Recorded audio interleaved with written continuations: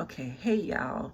All right, so my video got cut off because a phone call came in and I took the call. But I was saying that Dr. Robert Morse was saying when you have a high, so when you're consuming a lot of fruit, you don't have to drink a lot of water because the fruit berries and melons hydrate you. So you got to take that into consideration. And he talked about overhydration. And I was thinking about Eris Latham, who was saying that he does not consume water. He only has the water from fruit and coconut water. So I'm really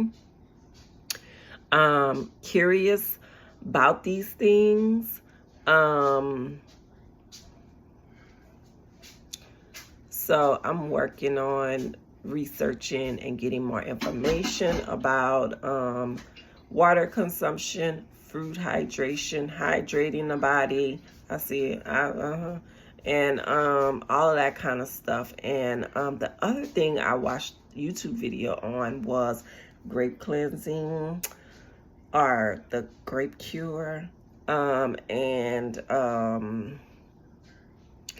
eating oranges, because Dr. Robert Morris mentioned he ate all these oranges. And so I just been like, okay, when my 28 days is up, how do I want to proceed? What do I want to do next? And so I was looking at some old pictures of myself too, and I was like, wow, I gained weight. But the biggest thing that I'm thinking about on this is how I like the way I feel. And how I think processed foods really plays a part in weight gain and all of this. And really, yes, I do want to lose weight because I am heavier than I really need to be. But I really want to create new healthy habits for myself, new ways of eating, how I think about food, being more conscious and aware of my moods, when I'm eating, what's happening, the triggers that causes me to eat, all of that kind of stuff, right? And so this is a journey, and I'm really excited and looking forward to it. I'm really happy that I'm also doing this with a friend of mine whose birthday is today. He did 3 days of dry fasting. I ain't about that dry fasting life. And I just really want to ease into this whole process, but I really want it to be like a lifestyle change for me. And I even thought about, you know what, I'm a meat eater, but I think what I really want to do is like 90 days of just like fruit and vegetables. Oh, Dr. Robert Morris mentioned that he ate so much fruit that he was teaching people how to have out-of-body experiences, and he couldn't get back into his body because he was just out of it so much. And he said that the vegetables ground you. So I found that to be very interesting. And the other thing is, because I was thinking about like entheogens and plant medicine and fasting, because I had a plant medicine ceremony.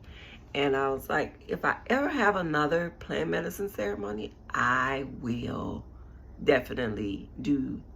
If I did that, I will be in fasting mode for like 30 days and then have the plant medicine. So my body is like, along with like a meditation, yoga, and breathing practice, a real practice, something that I do every single day, whether it's for 5 minutes or an hour, it don't matter. Which brings me to the thought that I was thinking about is I want to get back in the mood of yoga, because I used to do all of this stuff. Like I was dedicated and committed to it, and now it's just like this morning I got up and I was like, okay, let me get out the bed, let me do some stretching. But I did the lazy stretch in the bed. And so oh gosh, I'm working on showing up every, like if I say I'm gonna do something for myself, that I actually get up and do it. So today I got a massage because I needed one because my calves were tight. I don't know. Oh my God, they were so tight. Like I had been doing some kind of like toe raises or something, calf raises. Oh, they were tight. And I was very so aware of like the touch and the sensation of like the towels and the the person's touch and all of that stuff to my body. So I really like the way that I feel while fasting and the awareness that it brings into the body. I really like that. And I've been mucusy. But the thing that I'm most happy about is that my canine smelling abilities are starting to subside because I was so annoyed by that. One of my sons asked me to go to Chick-fil-A to get him something to eat while I was out. And so I went and got him something from Chick-fil-A. And I was like, whew, let me hurry up and go home and finish eating my cucumber and papaya, because let me just be honest. I was like, ooh, I want me some French fries or whatever, but I didn't have any of that. But I was like, it was interesting to watch myself, like, and my thoughts with that. But I was really, like, happy that I didn't, like, have any of that. I'm like, whew, talk about temptation. I came back home, I bought him this, gave him the food, and I was like, I cannot be going on them kind of runs. That's too much temptation. I'm too new to this to be having these kind of temptations. So yep, that's my report for days 8 and days 9 of February. And so tomorrow I need to juice. I don't feel like juicing. It's only nighttime, but I don't feel like juicing. And I think I'm gonna need a farmer's market run. I want some apples. Yeah.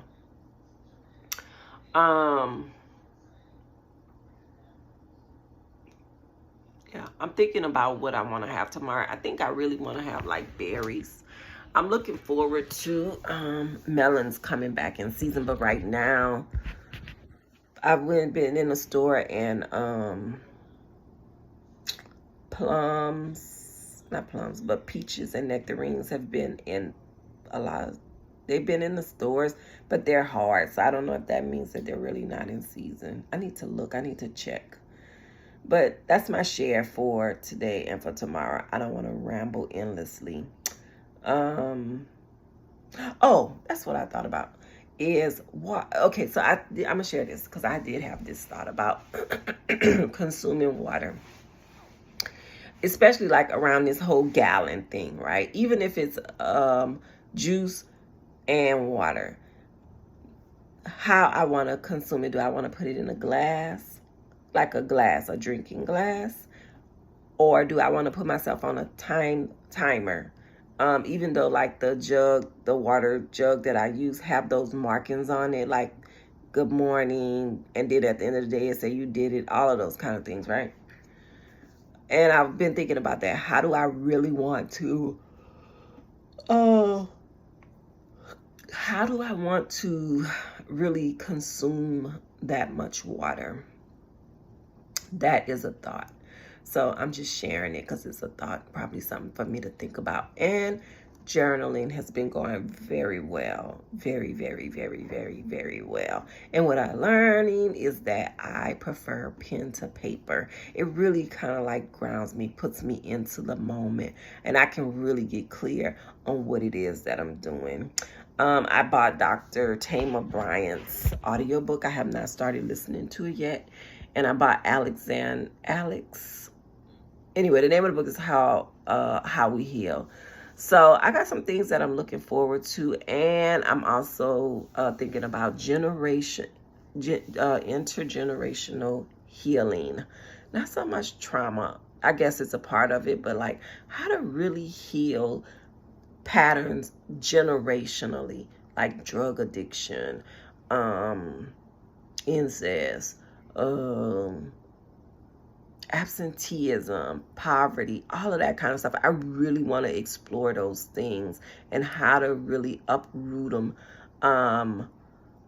So going forward, starting with myself, so it does not affect my children and their children, so we can heal, right? Like 7 generations back, 7 generations forward, starting with myself. So yes, I've been thinking about that. Anyway, I'm going to end this, and I will be back tomorrow to report about my day 10. But it's going very well, and I'm happy about this journey. It's a journey too.